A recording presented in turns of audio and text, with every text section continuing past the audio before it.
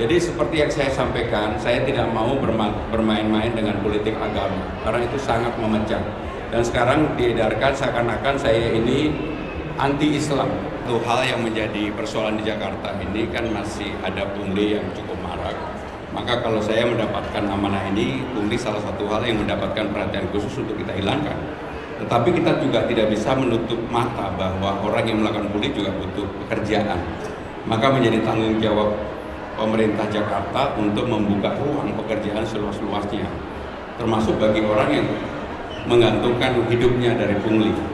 Dan itu akan dilakukan, dipikirkan secara lebih detail, lebih matang oleh pemerintah, dan kami meyakini itu menjadi bagian yang akan kami lakukan.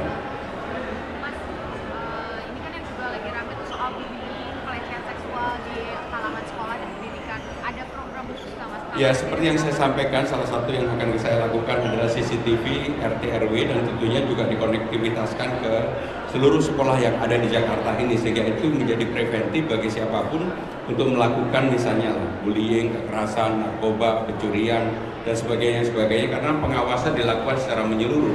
Ini menjadi kekuatan kita bersama, sehingga dengan demikian kalau ini bisa dijalankan, saya yakin kalau CCTV-nya bukan hanya di RT RW tetapi juga masuk ke sekolah-sekolah, maka bullying, kekerasan akan menurun. Mas Pram, kalau untuk sanksinya apakah nanti? Ya, bagi siapapun yang melakukan penegakan hukum menjadi penting, sebab kalau kita permisif, kita membiarkan, kita katakanlah tidak melakukan penegakan hukum, maka ini akan diulangi kembali. Mas Pram, Mas Pram tentang Rusunawa Marunda, kan terakhir Mas Pram bilang akan mempelajari penjarahan Rusunawa Marunda. Kira-kira mau bisa? Saya akan datang ke Marunda pada saatnya. Saya lagi dengan tim sekarang mau pelajari untuk itu. Setelah Kampung Bayam, saya akan masuk ke Marunda. Dalam waktu dekat berarti Mas? Ya pokoknya segera masuk ke Marunda. Mas, tadi sempat disinggung juga soal apa yang dilakukan langkah konkret buat anak fresh graduate gitu ke depannya. Ini akan dibangun job fair di setiap apa gitu maksudnya? Jadi ada dua di job fair di setiap kecamatan, setiap 3 bulan sekali.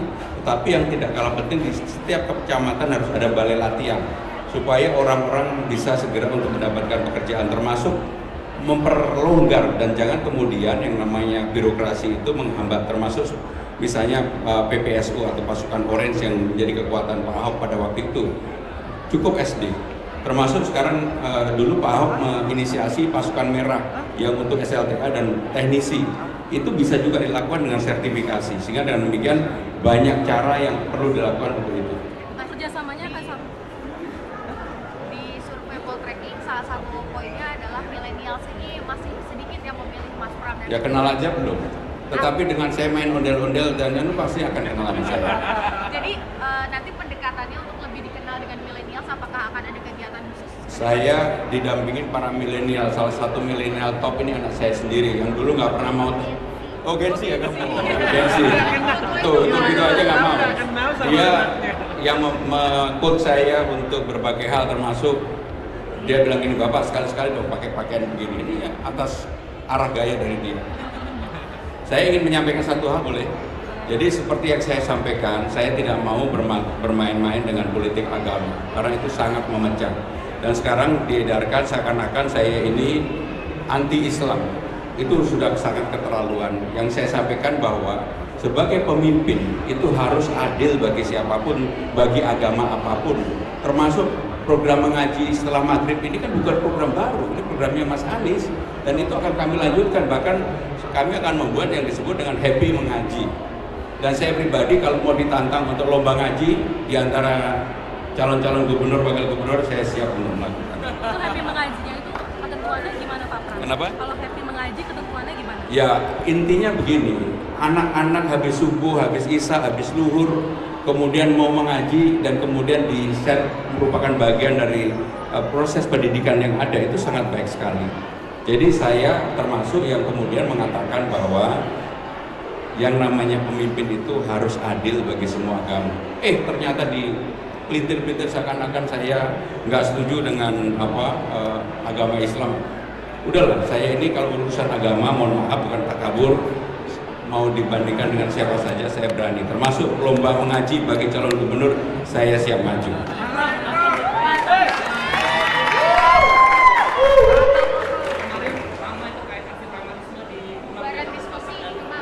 Saya mengutuk dengan keras aksi apapun yang dilakukan atas nama apapun terhadap kegiatan intelektual. Salah satu hal diskusi ini kan kegiatan intelektual, bahwa ruang-ruang publik seperti itu dalam demokrasi dibuka seluas-luasnya. Jadi kalau kemudian ada premanisme membubarkan, harusnya penegak hukum dalam hal ini polisi harus melakukan tindakan. Jadi menurut saya sangat clear dan jelas, karena untuk bisa berdemokrasi seperti ini mahal sekali. Kalau kemudian kita membiarkan premanisme terjadi kembali, ini merugikan demokrasi yang sedang kita bangun. Terima kasih. Satu lagi boleh nggak, yang tadi soal, kan ini kan diisukan juga soal yang mental health di Jakarta. Nah ini Mas Pram tadi mendukungnya tentang ada konseling yang 24 jam. Jadi saya tentang mental health, saya jelas saya sudah melakukan. Boleh dicek di Kementerian Sekretaris Kabinet yang namanya Work from Everywhere, itu saya sudah mulai dan produktivitasnya ternyata lebih tinggi dibandingkan dengan sebelumnya. Pengalaman ini adalah karena pengalaman ketika pandemi kemarin. Jadi clear untuk itu, termasuk daycare pun kami lakukan bagi siapa saja yang mempunyai anak dan sebagainya dan membutuhkan untuk adanya daycare bagi keluarga itu, maka tugas dalam hal ini kementerian yang saya pimpin menyiapkan. Berarti ada kemungkinan nanti ASN di Jakarta akan work from anywhere gitu Ya ya? kalau memang saya akan menginisiasi itu, terutama bagi Gen Z, Gen milenial, mereka happy banget dan produktivitas mereka naik tinggi sekali. Terima kasih. Wassalamualaikum warahmatullahi wabarakatuh. Dalam masa kampanye ini, dan kita akan manfaatkan seluruh strategi yang baik itu belusukan yang kita lakukan setiap hari, dan juga belusukan online ya.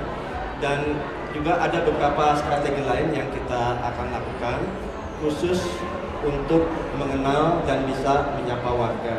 Tak kenal maka tak sayang, makanya kita akan lakukan terus berbagai kunjungan-kunjungan ya, khususnya kepada seluruh warga Jakarta, dan diharapkan ini bisa meningkatkan elektabilitas kami.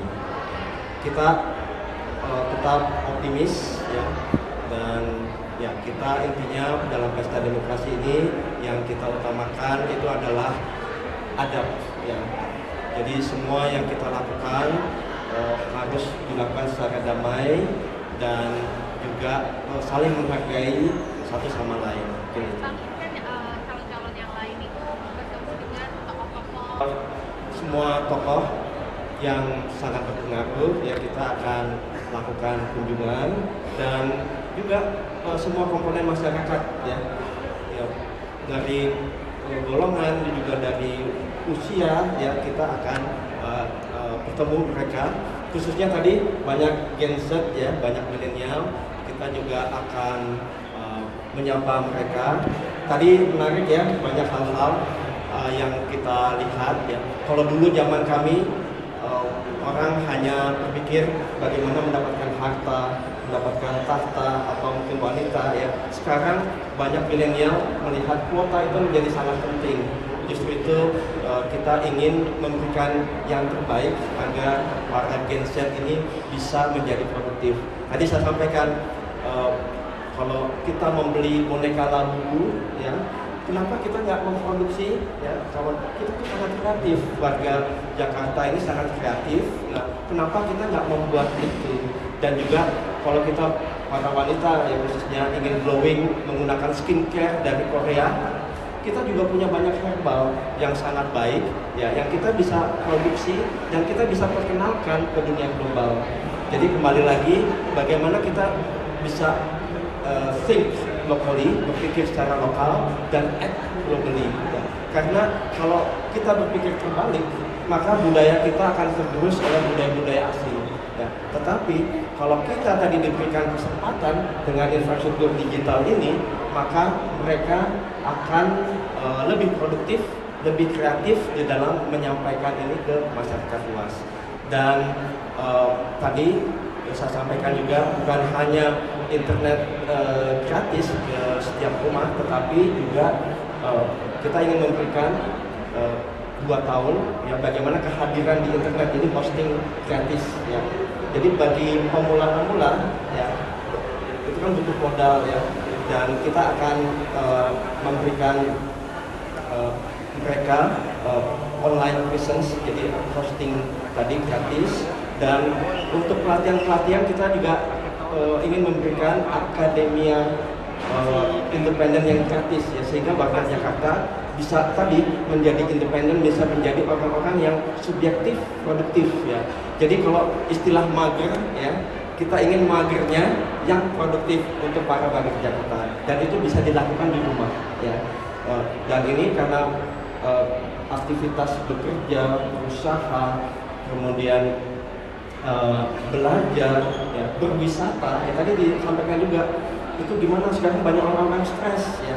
Nah, dengan internet gratis ini, maka mereka bisa melihat, kan sekarang sudah ada yang 360 derajat view ya. Jadi kita mau ke Prancis, mau ke Italia gitu ya, dengan melihat itu mudah-mudahan ya, selain itu bisa stress healing, tetapi itu juga bisa membangun imajinasi kita untuk membangun kota Jakarta yang lebih baik ya. Kota global kita akan buat sebagai kota peradaban, yaitu di Jakarta. Mas, itu salah satu solusi terkait masalah internet ini dibangunnya digital. Dibukanya internet ini juga akan memberikan dampak negatif, yaitu kalau kita tidak bisa memilah mana yang baik dan mana yang buruk ya. Untuk itu peranan daripada orang tua, peranan daripada guru ya, tokoh-tokoh, ulama dan lain-lain untuk memberikan akhlak ya, budi pekerti bagi para warga Jakarta, karena itu merupakan satu hal yang sangat penting. Kita nanti akan konsentrasi di adab itu, karena nggak bisa ini kalau kita tidak memiliki adab.